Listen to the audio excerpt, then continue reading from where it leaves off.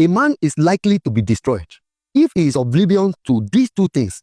But these two things are often found easy and most times sweet from the start of a relationship.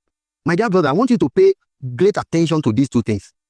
Without making the story too long, those two things are: number one, getting married to a single mother.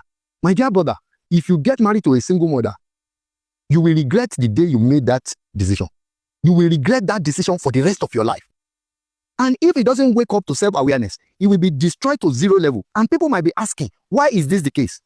Because single mothers, in most cases, they always make their previous child the yardstick to make the relationship work. And that is really, really terrible situation they don't seem to understand. At the same time, most of these single mothers are never done with their exes. You always find them in a way talking to their exes, going back to their exes. At the same time, you will realize that no matter your effort and what you have done in the life of that child will never see you as a father. That is emotional and financial slavery. I want you to really think about that. And the final one, which is the most dangerous reason why you should not marry a single mother, is that majority of the single mother will be planning life outside your marriage. I want you to think about it.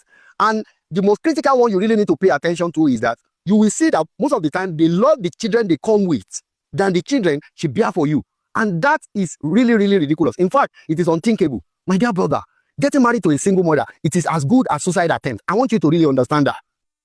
That is why I say, let the elderly ones and more matured men get married to a single mother. In fact, let the single fathers, older ones, get married to a single mother. Because if that is not the case, you will have to pay for the dealings of the ex on her. I want you to think about that. That is why majority of the people that get married to single mother, they often regret and most time destroy to zero.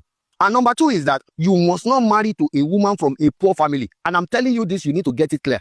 The reality is that if you are making like 1 million naira a month, you should be dating a girl that is making 10% of what you are making, which is okay. Because the major problem is if you go and marry a girl from abject poverty, my dear brother, that is when you will understand that poor people never believe people can make good money without doing terrible things. She will never trust your riches. She will never trust you. And at the end of the day, she will be planning to destroy you or to make away with good money you have made with your sweat, thinking you are family. This is really terrible and it's something you really need to pay attention to. Because poverty is not lack of money. It is the mentality of impossibility.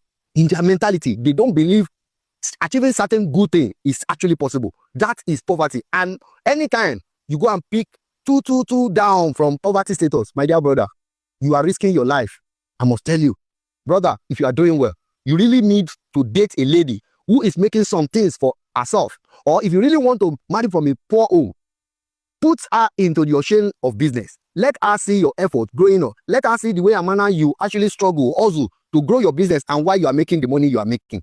Because poverty, always think you have to do something way, way terrible before you can make good money. I want you to really think about this, my dear brother.